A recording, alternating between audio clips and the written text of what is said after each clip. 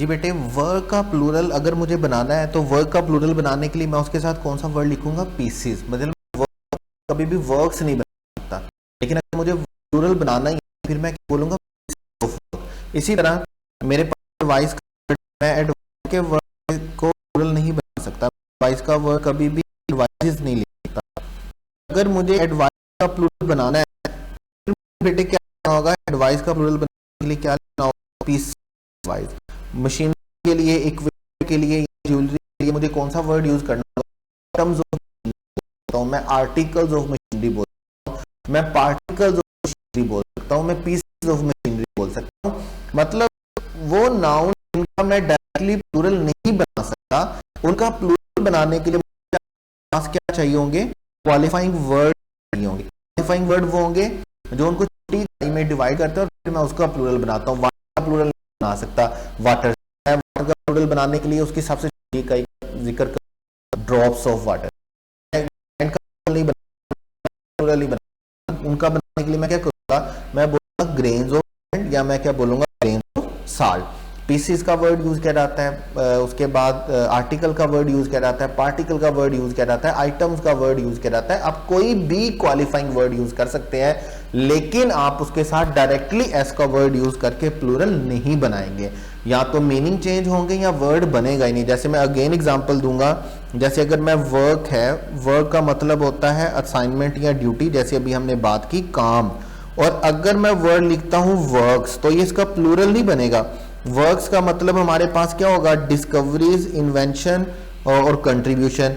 और अगर मुझे इसका प्लूरल बनाना है तो प्लूरल बनाने के लिए मुझे कैसे लिखना होगा? Pieces of work. मैं इसका डायरेक्टली प्लूरल नहीं बना सकता।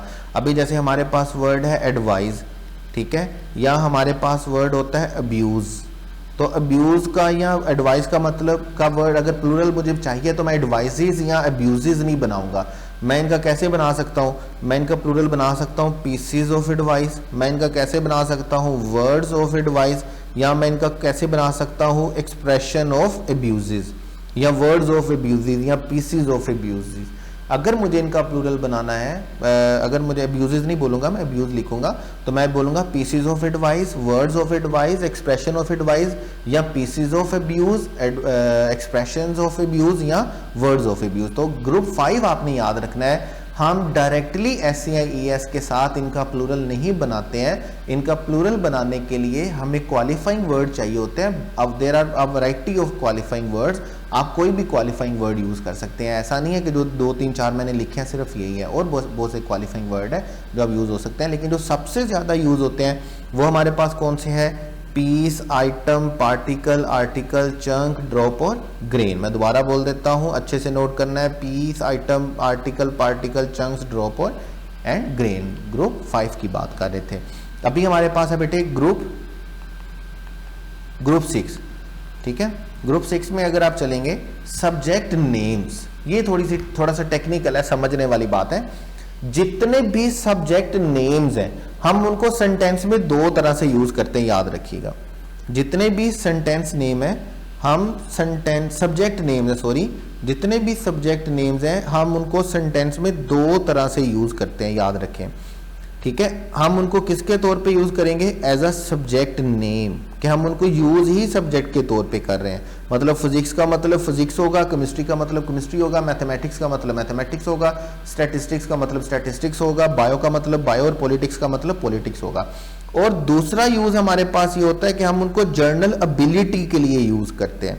लाइक अभी जो सेंटेंस आपके सामने लिखा हुआ है, जनरल एबिलिटी या जर्नली यूज करते हैं। जो सेंटेंस आपके पास लिखा हुआ है, the statistics of the government is not correct.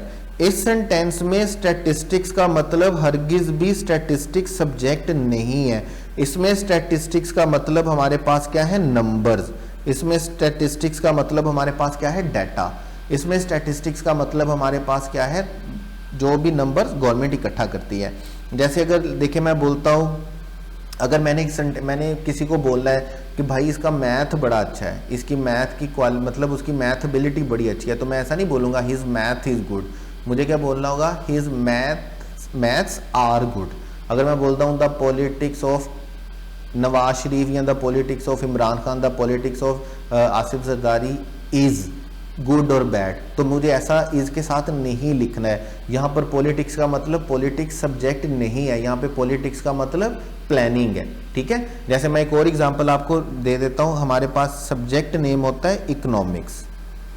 अब इकोनॉमिक्स, अगर मैं सेंटेंस बोलता हूँ economics is an interesting subject, तो यहां तक तो ये बात समझ में आती है कि मैंने इकोनॉमिक्स के लिए इज का वर्ड यूज किया।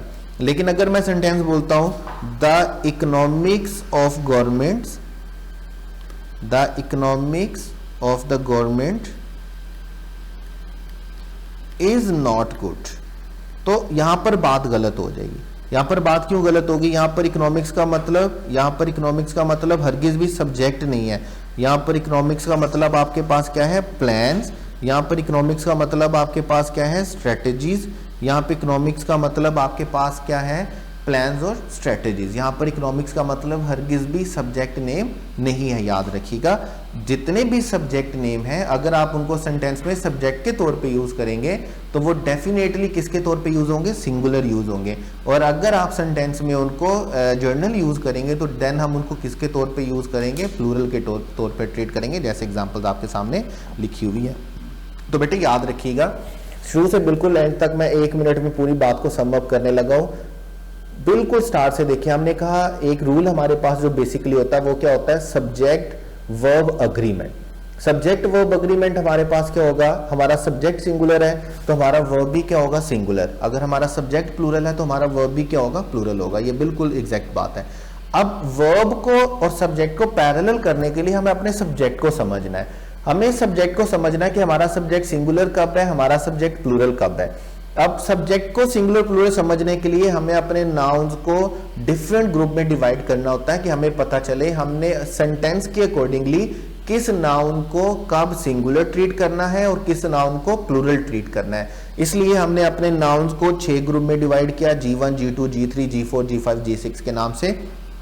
ग्रुप के रूल्स भी आपके सामने हैं, ग्रुप में आने वाले वर्ड्स भी आपके सामने हैं, ग्रुप की एग्जांपल्स भी आपके सामने हैं। सारी बात को बड़े अच्छे तरह से आपने समझना है। नाउन्स में से एम्प्टी कैट के लिए बड़ा इंपॉर्टेंट क्वेश्चन होता है कि आपको अपने सब्जेक्ट के बारे में पता हो कि सब्जेक्ट सिंगुलर है या प्लूरल है, और इसके बगैर आप इसको जस्टिफाई नहीं कर सकते। यहाँ तक के नोट्स बनाने हैं और एज यूजुअल मुझे सेंड करने हैं, बड़े अच्छे नोट्स बना के, बड़े साफ़ सुथरे, बहुत सारे बच्चों ने बनाया है। और इंशाल्लाह ताला कल के लेक्चर में मेरी कोशिश रहेगी कि कल के लेक्चर में जो नोट्स बच्चों ने भेजे हैं उनके नाम के साथ उनको मैं अपनी प्रेजेंटेशन में शामिल करूं। ठीक है बेटे, अपना ढेर सारा ख्याल रखिएगा। नाउन की ग्रुपिंग यहाँ पे ख़त्म होती है। नेक्स्ट जो होगा वो हमारा काउंटेबल नाउन का रूल है या प्रेफरेंस का रूल है, वो अभी हम देखते हैं, आपके सामने अवेलेबल होगा। ओके बेटे, अल्लाह हाफिज़।